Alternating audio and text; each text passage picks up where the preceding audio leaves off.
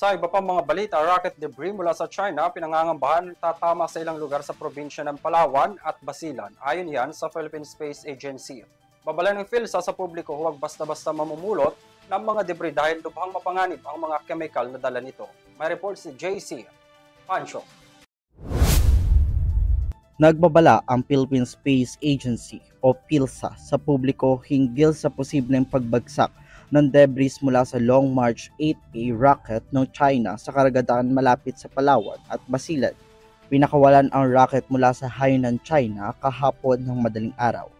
Ayon sa PhilSA, galing sa Long March 8A rocket ang mga bahagi na maaaring bumagsak sa karagatan malapit sa Palawan at Basilan.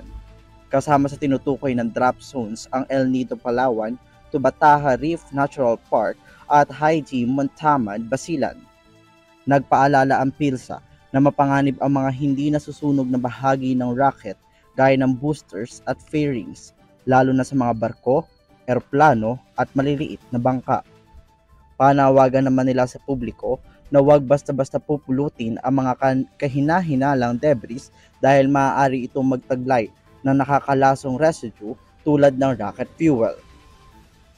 Ipagbigay agad sa mga otoridad ang mga anumang makikita at huwag basta-basta pupulutin ang mga ito o hahawakan. Para sa EuroTV News, JC Pancho, sumasaludo sa bawat Pilipino.